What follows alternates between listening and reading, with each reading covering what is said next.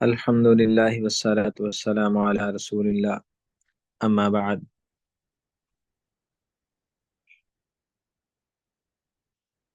ہم نے کچھ اصول اور ضوابط پڑھے تھے کہ اگر عالم سے خطا ہو جائے تو پھر اس کے لیے کیا طریقہ کار ہے، کیا سٹیپس ہیں، کس طرح اس کو ڈیل کرنا چاہیے، کیا کیا ذمہ داری ہیں۔ چار باتیں ہو چکی تھیں۔ فورتھ پوائنٹ والرابع، اور چوتھی بات، التماس العذر له بتعویل سائغ، کہ اگر آپ کو معلوم ہو چکا ہے، اوپر والے آپ مراحل سے گزر چکے ہیں اور آپ کو پتہ لگ چکا ہے کہ واقعی عالم سے کوئی غلطی سرزد ہو چکی ہے، تو ابھی بھی آپ کی ذمہ داری ہے کہ آپ ان کے لیے اپنی طرف سے کوئی مناسب و بہترین عذر تلاش کریں۔ اور اس پہ بھی کل ہم تھوڑی سی تفصیل سے بات کر چکے تھے کہ کس طرح کا عذر تلاش کریں کہ ممکن ہے۔ اور یاد رکھیں، کبھی بھی ایسا ہو ہی نہیں سکتا کہ کوئی عالم جان بوجھ کر حدیث کی غلطی کرے، حدیث کی مخالفت کرے، نافرمانی کرے، وہ عالم ہی نہیں ہے، ایسا نہیں ہو سکتا۔ اور یہ ہمارے ہاں جو رویہ ہے ائمہ اربعہ کے متعلق کہ فلاں نے ایسے کیا، فلاں نے ایسا کیا، حقیقت میں یہ ہماری کم علمی ہے۔ ایسا نہیں ہے کہ انہوں نے کسی حدیث کی مخالفت کی۔ ابن تیمیہ رحمہ اللہ علیہ نے اس پہ کتاب لکھی ہے، رفع الملام عن الائمة الآلام، کہ امت کے بڑے بڑے جو ائمہ ہیں ان سے ملامت کو دور کرنا۔ اس موضوع کے اوپر کتاب لکھی ہے کہ ان ائمہ کا اور اختلاف صحابہ، اس عنوان پہ بھی علوم قرآن میں بڑی زبردست کتب ہے، اور اس کی بہت ساری وضاحتیں ہیں اور وجوہات ہیں کہ یہ کس طرح اختلاف ہو جاتا ہے، کس طرح دو مختلف رائے پیدا ہو جاتی ہیں۔ اس کی ایک وجہ این ممکن ہے کہ وہ حدیث پہنچی ہی نہ ہو اس شخص تک، حتیٰ کہ صحابہ میں بھی یہ بات موجود تھی۔ ہم نے کل بھی اس واقعے کو دیکھا، حضرت عمر عنہ کو، حضرت ابوبکر رضی اللہ عنہ، ان کو دادی کی وراثت کے متعلق نبی علیہ السلام کے فرامین کا علم نہیں تھا اور پوچھ لیا۔ دوسری دلیل، حضرت عمر رضی اللہ عنہ نے حق مہر زیادہ دینے پر رکاوٹ کی، کہا کہ روکو اس کو، یہ اچھا نہیں ہے، اس کو سزا ملے گی۔ تو ایک عورت نے کھڑے ہو کے کتاب اللہ کی آیت تلاوت کی اور بتایا کہ اللہ تعالیٰ نے کہا ہے کہ آپ ان عورتوں کو خزانے دے دو، بے شک سونے چاندی کے ڈھیر دے دو۔ تو انہوں نے فوراً رجوع کر لیا۔ یہ ایک وجہ کہ حدیث پہنچے بھی نہ۔ دوسری وجہ یہ ہوتی ہے کہ حدیث تو پہنچی ہے، اس کے فہم میں کوئی کمی بیشی یا غلطی ہو گئی ہے، سمجھنے میں ایک نے ایک سمجھ لیا، دوسرے نے دوسری سمجھ لیا۔ حضرت عبداللہ بن عمر رضی اللہ عنہ کے بارے میں ہے کہ وہ جنازے، انہوں نے فرمایا کہ میت جنازہ آیا تو کھڑے ہو گئے۔ اب کچھ صحابہ کرام نے اس لیے فرمایا کہ نبی علیہ السلام اس لیے کھڑے ہوئے کہ وہ یہودی کا جنازہ تھا، اور وہ نبی علیہ السلام کے سر سے اوپر نہ گزرے، نبی علیہ السلام کا مقام بہت زیادہ ہے، اس لیے کھڑے ہو گئے تاکہ وہ حقیر اور ذلیل ہی رہے، نیچا ہی رہے۔ اب کچھ نے سمجھا اس سے کہ نبی علیہ السلام اس لیے کھڑے ہوئے کیونکہ جنازے کے ساتھ فرشتے ہوتے ہیں اور فرشتوں کی وجہ سے کھڑے۔ اب دیکھیں، یہ فہم کی غلطی ہے۔ تیسری ایک وجہ استنباط کی غلطی بھی ہو سکتی ہے کہ اس میں سے جو مسئلہ اخذ کیا گیا ہے، ایک نے اپنی فہم، اپنی بصیرت، اپنے دلائل سے ایک مسئلہ اخذ کیا ہے، دوسرے نے دوسرا مسئلہ اخذ کیا ہے۔ ایک چوتھی وجہ یہ بھی ہو سکتی ہے کہ کیفیت کا فرق ہے۔ اب نبی علیہ السلام کے بارے میں حضرت عمر رضی اللہ عنہ کا قول ہے کہ نبی علیہ السلام نے رجب کے اندر عمرہ کیا۔ حضرت عائشہ صدیقہ کو یہ بتایا گیا تو فرمایا کہ حضرت عمر بھول، ان سے خطا ہوئی ہے، وہ بھول رہے ہیں کہ نبی علیہ السلام نے کوئی عمرہ بھی رجب کے اندر نہیں کیا۔ اب یعنی یہ نسیان بھی ہو سکتا ہے کیونکہ انسان ہے، خطا بھی ہو سکتی ہے، بھول بھی ہو سکتی ہے، اور بھی کافی ساری بڑا لمبا مضمون ہے کہ وجوہات کی بنیاد پر اختلاف پیدا ہو جاتا ہے۔ اس میں ملامت کرنے کی بجائے آپ کیا کریں؟ التماس العذر له بتعویل سائغ، کہ آپ اپنے اس صاحب علم کے لیے، عالم کے لیے بہترین عمدہ عذر تلاش کریں اور اس کی تعویل کریں کہ اے ممکن ہے اس طرح ہو چکا ہو، اس طرح ہو چکا ہو، یہ وجہ ہو سکتی ہے، یہ وجہ ہو سکتی ہے۔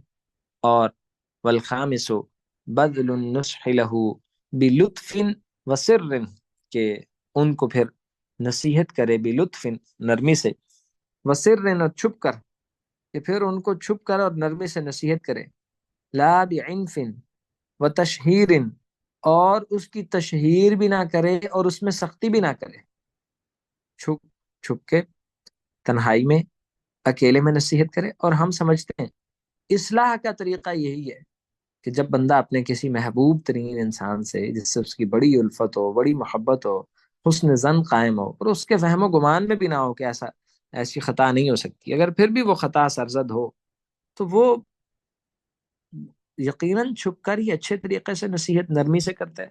تو آپ کو اگر پتہ لگ جائے کہ کوئی غلطی ہوئی ہے، تو آپ چھپ کے نرمی سے اور شفقت سے پھر اس کو نصیحت کریں۔ ہمارے ایک دوست کہتے ہیں کہ ہم ایک مجلس میں موجود تھے، ایک صاحب علم گفتگو کر رہے تھے، ایک شخص جو علم میں ان سے بہت چھوٹا مقام تھا، لیکن اس کو وہم تھا کہ وہ صاحب علم ہے۔ اب حدیث وہ بیان کر رہے اسٹیج پہ، تو کہنے لگے کہ نہیں شیخ صاحب، یہ حدیث اس طرح نہیں ہے، حدیث مت بیان کریں، ضعیف ہے۔ اب سچی بات یہ ہے، لوگ عام بندہ سمجھے گا کہ کتنی غیرت ہے کہ حدیث بیان نہیں کرنے دی تاکہ ضعیف حدیث لوگوں میں معروف نہ ہو جائے، لیکن اصل بات یہ ہے کہ وہ علم کے تعارف سے، اس کی تعظیم سے، اہل علم کے مقام سے نا واقف ہے، اس کی واقفیت نہیں ہے۔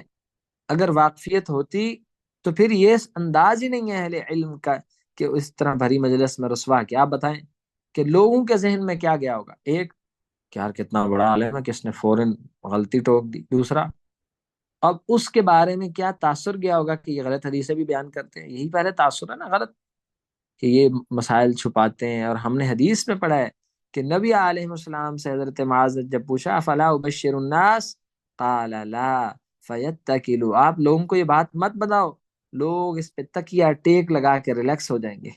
علم کو چھپانا بھی یہ اہل علم کی شان میں سے ہے کہ جو چیز ان کے متعلق نہیں ہے اس کو اس پہ پردہ ڈال دیا جائے، جو جس چیز کے متعلق ہے بلغ الناس علی عقولہم، لوگوں کو ان کی عقل کے مطابق، ان کی کیپیسٹی کے اکارڈنگلی انفارمیشن دی جائے۔ آپ جیسے شیخ البانی رحمہ اللہ علیہ نے کتاب لکھی آداب مباشرت، اب آپ کو کیا ضرورت ہے کہ آپ کسی ایسے بندے کو جو کنوارا آدمی، آپ اس کو یہ مسائل میاں بیوی کے بتانے لگ جائیں؟ ضرورت ہے کوئی؟ کتنی بے تکی بات ہے، بے ڈھنگی بات ہے۔ ہاں جب اس کو ضرورت ہو آپ اس کی رہنمائی کریں اچھے طریقے سے، تو آپ نرمی سے اور شفقت سے ان کو یہ سمجھائیں۔ ابن العربی المالکی رحمہ اللہ علیہ، ان کا ایک واقعہ آتا ہے، بڑا زبردست واقعہ ہے یہ بہت۔ ایک تو ہے وہ ابن عربی، وہ تو زندیق ابن تیمیہ نے لکھا ہے، یہ صوفیت کو پروموٹ کرنے والا، تصوف کو، عقیدہ وحدت الوجود، اور ان پہ وہ تو زندگی کافر آدمی ہے، علماء سلف نے لکھا ہے، ہماری بات نہیں۔ ایک یہ ہے ابن العربی المالکی، یہ بہت بڑے مفسر تھے، فقیہ تھے۔ ان کے آ، انہوں نے لکھا ہے کہ ان کے استاد محمد بن قاسم سلیمانی رحمہ اللہ علیہ، ان کے مجموعے اور مجلس کے اندر یہ حاضر ہوتے تھے، تو ایک دن ایک طالب علم آ گیا، وہ اجنبی تھا، غریب تھا، معروف نہیں تھا، پہلی دفعہ اس مجلس میں آیا۔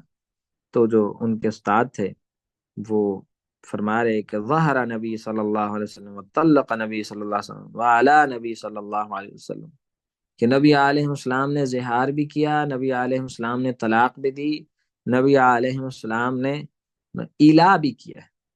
اب یہ تین باتیں، طلاق ہم سب سمجھتے ہیں، ایلا یہ کہ اپنی اہلیہ سے خاص مدت کے لیے آپ دور ہو جائے، اس کو نصیحت کرنے کے لیے یا سمجھانے کے لیے کسی اور وجہ سے، تو نبی علیہ السلام نے ایلا کی ہے۔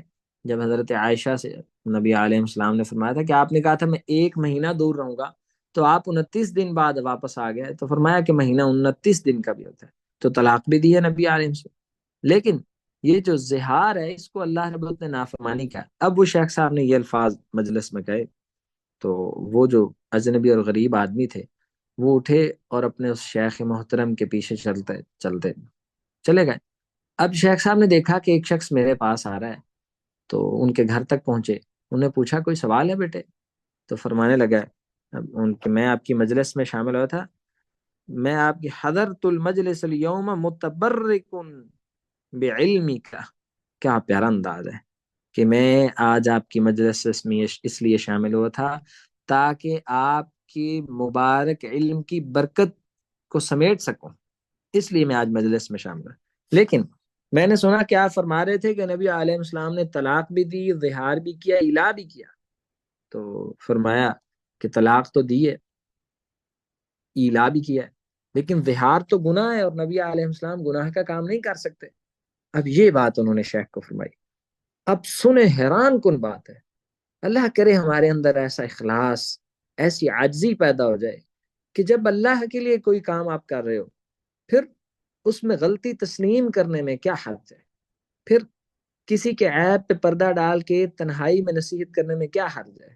اب یہاں سے آپ دیکھیں، میں نے کل شاید کچھ سخت الفاظ کہے تھے کہ جو لوگ علی اعلان علماء کے وقار کو مجروح کرتے ہیں وہ اللہ کے نزدیک بہت بڑے مجرم ہیں، کیونکہ انہوں نے معاشرے میں، دیکھیں، طلاق کا مسئلہ کون بتائے گا؟ کیا جس نے اردو ترجمے کی چند کتابیں پڑھی ہیں وہ قرآن اور حدیث کھول کے اس میں سے طلاق کا مسئلہ اوپر سے عبارت پڑھ کے بتا دے گا؟ نہیں، علماء بتائیں گے، راسخین علم والے بتائیں گے۔ کون بتائے گا انشورنس اور تکافل اور بینکنگ اور بیمہ پالیسی؟ اور کون بتائے گا کہ ابارشن اور یہ جو میڈیکل سائنسز کے مسائل ہیں؟ یہ سب اہل علم بتائیں گے، جن لوگوں نے نبوت کا نور بانٹنا ہے، لوگوں کو اللہ کے قریب کرنا ہے اس علم کے ذریعے سے۔ جب ہم نے ان کی آئیڈینٹی، ان کا تشخص، ان کا تعارف، ان کا چہرہ ہی مسخ کر دیا، پھر پیچھے کوئی خیر باقی رہ جائے گی؟ اب یہ ہوتی ہے علماء کی اصلاح کا انداز۔ کیا اصلاح؟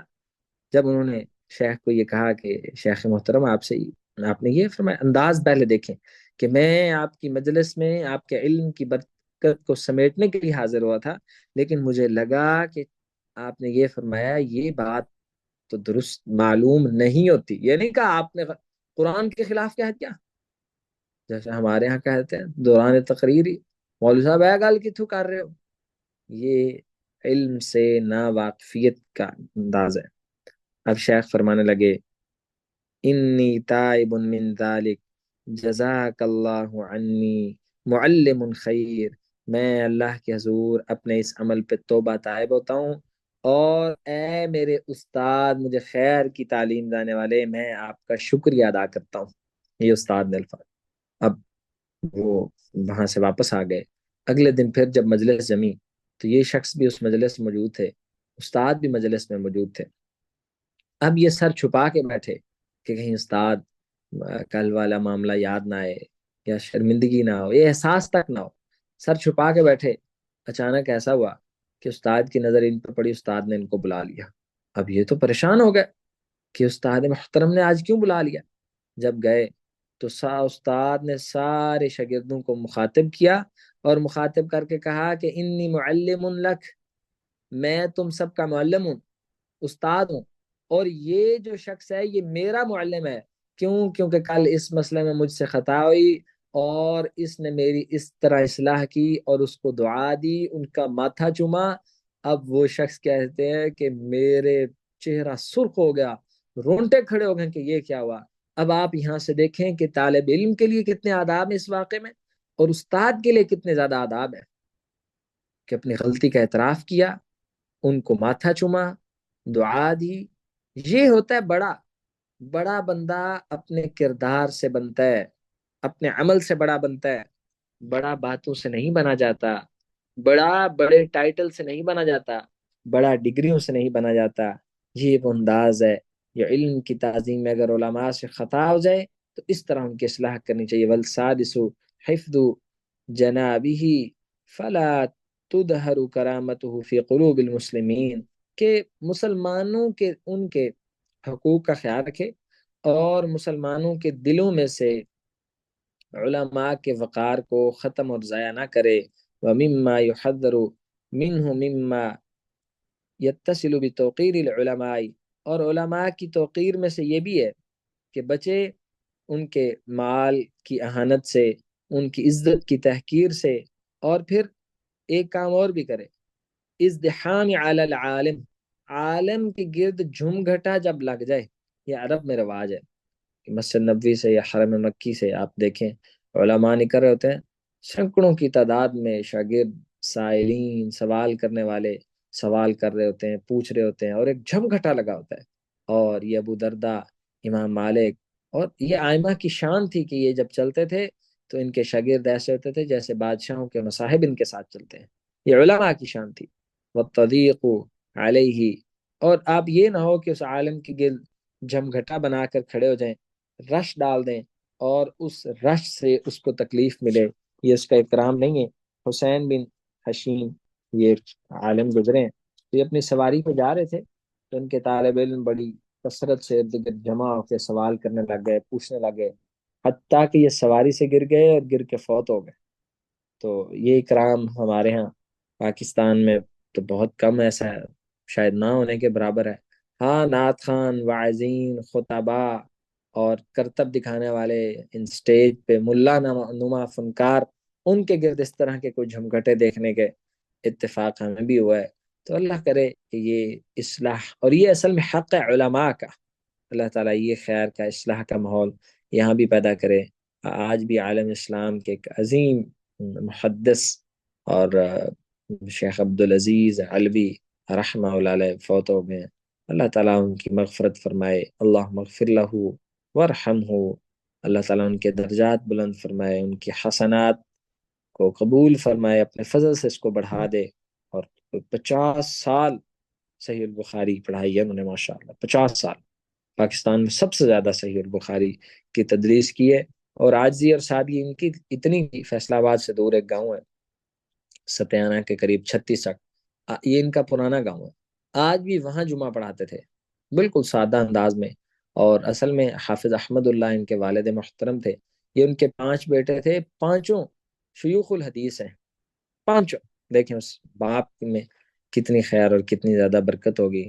تو ہم سب ان کے لیے دعا گو ہیں، اور اللہ تعالیٰ جس کو موقع دے وہ ضرور ان کے جنازے میں بھی شامل ہو، یہ سعادت مندی ہے۔